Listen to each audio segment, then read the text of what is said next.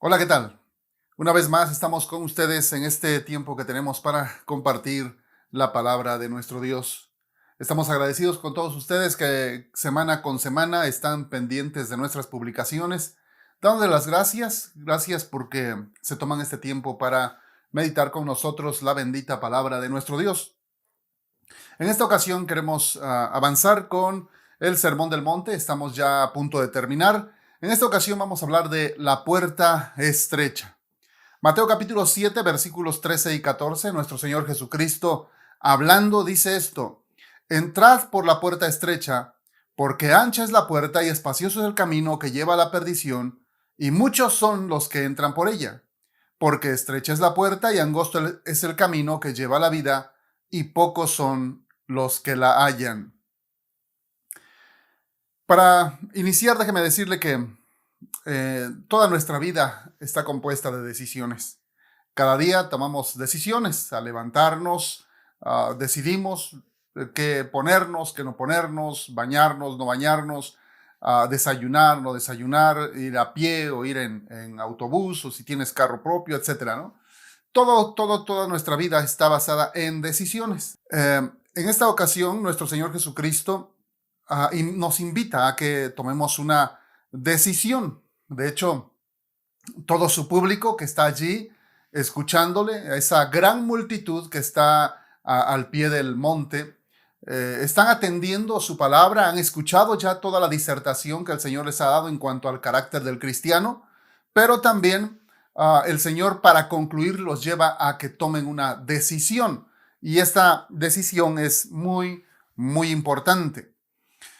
Para poder ahondar en este asunto, debemos saber que Dios siempre le ha dado al hombre las dos opciones para que pueda decidir. Dios le dio a Adán y a Eva la capacidad de decidir, pero tenía que darle las dos opciones para que pudiera decidir. No podía decidir si no tuviera más que una opción. Así que en el huerto de Edén, Dios puso el árbol de la vida y el árbol del conocimiento del bien y del mal. Dios, todavía en su gran amor y misericordia, le sugirió a Adán que no comiera del árbol del conocimiento del bien y del mal, porque le iba a ir mal. Dios dijo claramente: el día que comieres de este árbol vas a morir. Sin embargo, conocemos la historia y sabemos cómo es que, desgraciadamente, tanto Eva como Adán decidieron comer por engaño, tal vez, pero se dejaron engañar simplemente por Satanás, y comieron del árbol prohibido. Más adelante, Dios, después de rescatar, después de liberar a su pueblo, el pueblo de Israel, de la esclavitud en Egipto, al tratar con Moisés también le da esta misma decisión. En Deuteronomio capítulo 30, versículo 19, le dice: a los cielos y a la tierra llamo por testigos hoy contra vosotros, que os he puesto delante la vida y la muerte, la bendición y la maldición. Y luego Dios le sugiere a su pueblo, le dice: escoge pues la vida para que vivas tú y tu descendencia. También más adelante, después de que Josué distribuye la tierra al pueblo de Israel, le presenta una vez más la misma opción al pueblo de Israel, ya viviendo en la tierra prometida, pero viendo Josué como el pueblo de Israel ya habitando en esa famosa tierra prometida que fluye leche y miel, ya viviendo ahí, los israelitas estaban adecuando, adaptando, pero también estaban adoptando los ídolos, los dioses de esos pueblos paganos que habitaban ahí en esa tierra prometida. Entonces, Josué los llama a que ellos tomen una decisión, a que decidan por Dios, y les dice así en el capítulo 24 y verso 15, dice: y si mal os parece servir a Jehová, escogeos hoy a quién sirváis, si a los dioses a quienes sirvieron vuestros padres cuando estuvieron al otro lado del río, o a los dioses de los amorreos en cuya tierra habitáis. Pero yo y mi casa serviremos a Jehová. Aquí está la determinación de Josué, él dando el ejemplo y diciendo: mi casa y yo, o yo y mi casa, serviremos a Jehová. Él está tomando una determinación por él y su familia, pero no podía decidir por todo el pueblo, así que les da la opción y les dice, decidan ustedes a quién van a servir, a Dios o a los ídolos de los amorreos. Más adelante, en el primer libro de Reyes, encontramos a Elías una vez más, dándoles la misma opción al pueblo de Israel, otra vez al pueblo de Israel, ya que después de haber pasado ya algunos años en la tierra prometida, ellos no solamente se empezaron a entremezclar con las naciones que ahí habían vivido, sino que ya habían adoptado su religión, de tal forma que aún el rey era el que promovía, y juntamente con la reina en este caso, promovían la adoración a los Baales, de tal forma que el propio rey y la reina estaban patrocinando esa religión pagana en el pueblo de Israel. Así que Dios, a través de Elías, los llama una vez más a que el pueblo de Israel tome una decisión. Y allí, en el primer libro de Reyes, capítulo 18 y versículo 21, después de haber reunido a los 450 profetas de Baal y darles el reto, Elías les dice, decidan ustedes. Vamos a leer el versículo. Dice, y acercándose Elías a todo el pueblo dijo, ¿hasta cuándo claudicaréis vosotros entre dos pensamientos? Si Jehová es Dios, seguidle, y si Baal, id en pos de él. Y el pueblo no respondió palabras. Ahora, ¿por qué el pueblo no respondió palabras? Porque el pueblo tenía una gran duda dentro de sí. Era tanto ya el paganismo en el pueblo de Israel que ya la gran multitud de gente estaba dudando de la deidad de Jehová, de Dios, del Dios Todopoderoso, el Dios que los había rescatado de Egipto. Así que Elías tiene que hacer algo extraordinario y sabemos la historia de cómo es que convocó a los 450 profetas de Baal, les pide que hagan un altar, que pongan un buey sobre ese altar y que clamen a su Dios y que el Dios que responda por fuego, ese será Dios. Tienen que reconocer que ese Dios que responda por fuego, ese es Dios y que a ese Dios que responda por fuego, a ese Dios deben adorar. Si Baal, a él adoren, y si Jehová, a él adoren. Después de horas de que los profetas de Baal estuvieron saltando, gritando y sajándose, dice la Biblia que se cortaban y chorreaba la sangre, dice la escritura que se dieron por vencidos, su Dios no contestó. Y entonces Elías ordena poner un altar con 12 piedras, leña sobre el altar y luego el buey ya destazado sobre la leña. Y luego ordena hacer una zanja alrededor del altar y luego todavía pide que le pongan agua, que rieguen agua sobre el buey y que escurra esa agua hasta que se llene la zanja de agua. Y después de que está así, todo repleto de agua, entonces ora a Dios, clama una sencilla oración y Dios le responde y dice la escritura que consume el buey, la leña, las piedras y el agua. Esto es tremendo, como Dios responde de tal manera que el pueblo pudiera libremente tomar una decisión reconociendo quién es el Dios, el único y verdadero Dios de los cielos y de la tierra. Así que la decisión radica en elegir siempre entre la vida y la muerte, entre Dios, adorar a Dios o adorar a los ídolos paganos, entre tener vida eterna por gracia en Cristo Jesús o sencillamente ir a un lugar de perdición. En esta ocasión, el Señor Jesucristo, al hablar del camino estrecho y el camino ancho, está también dando esa misma opción. El camino ancho son los que quieren llegar al cielo por sus propios medios. De hecho, lo podemos estudiar así o enseñar así.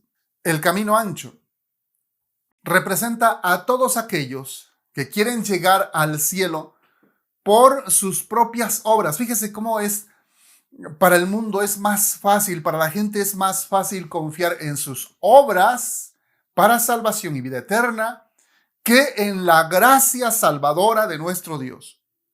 La palabra de Dios nos dice claramente que por gracia somos salvos y esto por la pura fe en Cristo Jesús. Sin embargo, a la gente en común se le hace mucho más fácil confiar en sus méritos, en sus propios méritos, en sus propias obras, en lo que él o ella pueda hacer para alcanzar la gloria de Dios, que confiar en una obra ya hecha, ya terminada, una obra ya concluida en la cruz del Calvario por Cristo Jesús. Desgraciadamente, la gran mayoría de personas, incluso la gran mayoría de religiones, están enseñando a su gente a hacer algo para tener acceso a la vida eterna. Totalmente contrario a la enseñanza bíblica de que es solamente por gracia. Efesios capítulo 2, verso 8 lo dice claramente: por gracia somos salvos por medio de la fe, y esto no de vosotros, pues es don de Dios, no por obras, dice el verso 9, para que nadie se gloríe. Así que la decisión radica entonces en elegir, en este caso, entre las obras y la fe, entre el camino ancho, que es las obras, en lo que la gran mayoría de gente confía, o en el camino angosto, que representa en este caso a la gracia de nuestro Dios. De la misma manera, como hay dos puertas, hay dos caminos, y por consecuencia también hay dos destinos. Dos puertas. La puerta estrecha, que ya dijimos que representa la sola fe en solo Cristo a través de la sola Escritura, es una puerta angosta, y el Señor nos habla de que esa puerta angosta nos conduce a un camino angosto que es difícil andar por él. En otros lugares de la Escritura nos dice que Cristo es la puerta en sentido metafórico. Por ejemplo, en Juan capítulo 10, versos 7 al 9, la Escritura dice: volvió pues Jesús a decirles: de cierto os digo, yo soy la puerta de las ovejas. Todos los que antes de mí vinieron, ladrones son y salteadores, pero no los oyeron las ovejas. Yo soy la puerta, el que por mí entrare será salvo, y entrará y saldrá y hallará pastos. En Hechos 4:12 dice: y en ningún otro hay salvación, porque no hay otro nombre bajo el cielo dado a los hombres en que podamos ser salvos. Y lo mismo repite el apóstol Pablo a Timoteo en su primera carta, capítulo 2, verso 5, donde dice: porque hay un solo Dios y un solo mediador entre Dios y los hombres, Jesucristo, hombre. ¿Por qué entonces podemos decir que por qué hay una sola puerta? Bueno, la respuesta es muy sencilla. Solamente Cristo fue el único que pagó en la cruz la culpabilidad de nuestro pecado, la carga de nuestro pecado. La llevó Jesús en la cruz del Calvario. Fuera de él no hay nadie más que pueda dar salvación y vida eterna, nadie más que pueda ofrecer ese regalo gratuito de la vida eterna a través de su propio sacrificio. Solamente Jesús. Él pagó nuestra condenación en la cruz. Por eso Él es el único que nos pudo abrir la puerta para entrar y caminar en ese camino angosto. Ahora, entrar al camino angosto, entrar por esa puerta angosta, ¿es difícil? Sí, es muy difícil. Como dije antes, a la gente se le hace más fácil confiar en sus obras que confiar en la gracia de Dios. Y desgraciadamente es algo generalizado. La gran mayoría de religiones también, como vuelvo a repetir, la gran mayoría de religiones enfoca a su gente a hacer algo. Ahora, esto resulta beneficioso para los líderes religiosos, y desgraciadamente para muchos que se llaman o que se dicen a sí mismos ser líderes evangélicos, que están enseñando en realidad un falso evangelio, ya que están enseñando a su gente a confiar en sus propias obras y los alejan de la obra gloriosa que nuestro Señor Jesucristo hizo en la cruz del Calvario. Debemos entender claramente por las Escrituras, debemos entender claramente que la vida eterna es un regalo.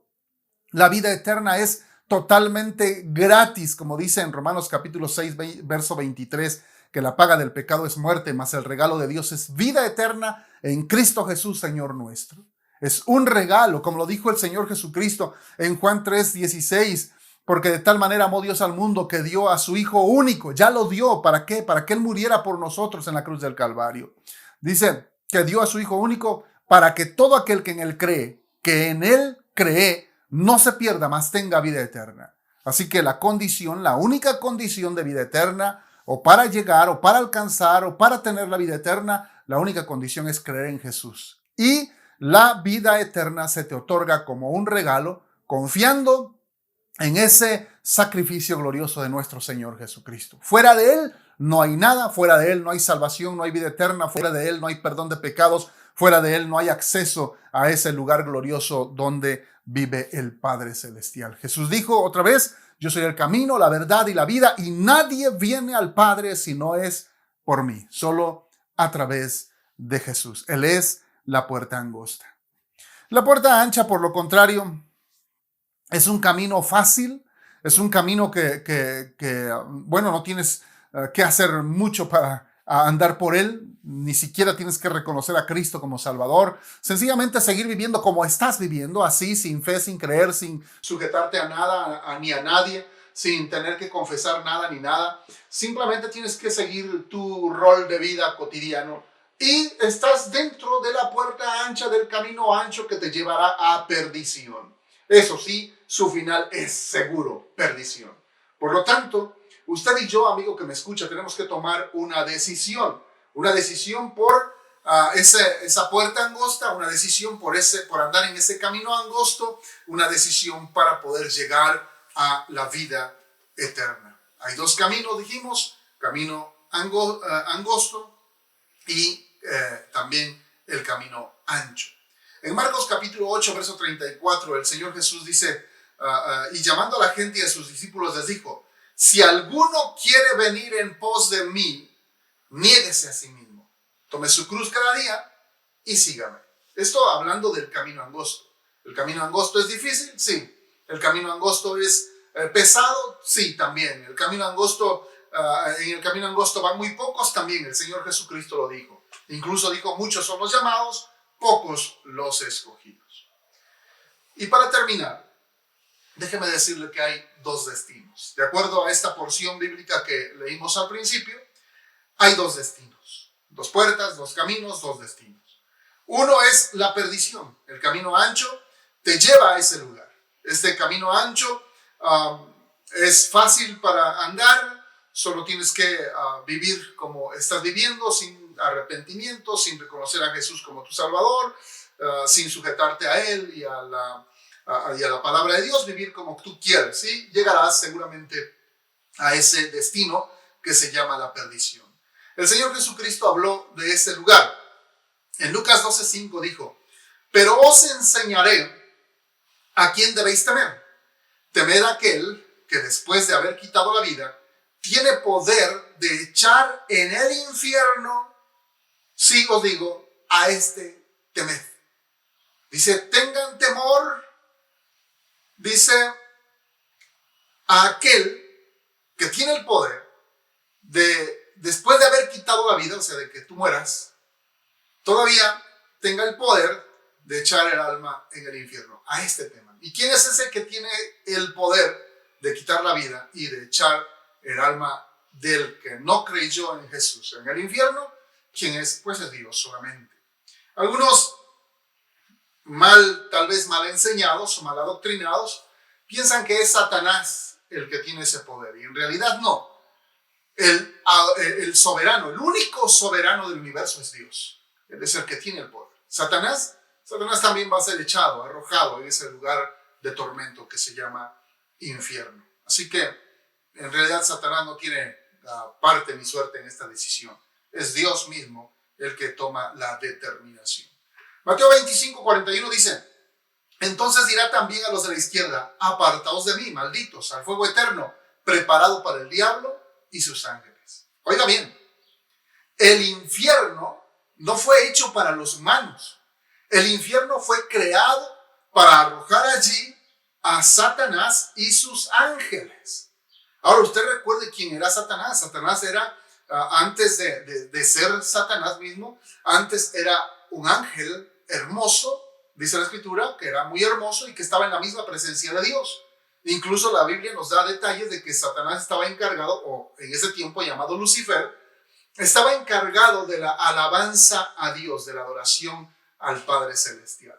Sin embargo, la Escritura también nos da detalle de cómo es que Lucifer se llenó de orgullo y quiso arrebatarle el trono a Dios. Él dijo: ¿qué me falta? Solamente el trono de Dios. Y quiso arrebatarle el trono a Dios, y entonces Dios lo descubrió y dice la Escritura que lo arrojó de su presencia a él y a la tercera parte de los ángeles que ya habían hecho partido con él, con Lucifer. Así que Lucifer y sus ángeles fueron arrojados, sacados de la presencia de Dios, y Dios preparó un lugar para estos ángeles y para Lucifer mismo. Ese lugar se llama infierno o lago de fuego. Para ellos fue creado el infierno. Pero usted podrá preguntar, bueno, entonces, ¿por qué se dice que las almas de los hombres van a ir a parar a ese lugar? Bueno, sencillamente porque voluntariamente han tomado ya la decisión. Oiga bien esto.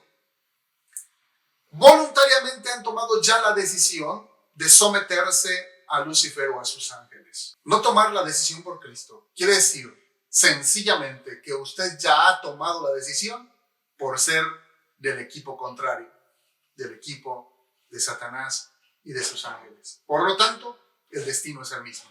Ese destino que estaba preparado para Satanás y sus ángeles. Pero el otro destino, el que conduce el haber entrado por la puerta angosta y haber caminado por el camino angosto, te lleva al final a la vida eterna. Y esa vida eterna, o esa palabra, ¿qué nos indica?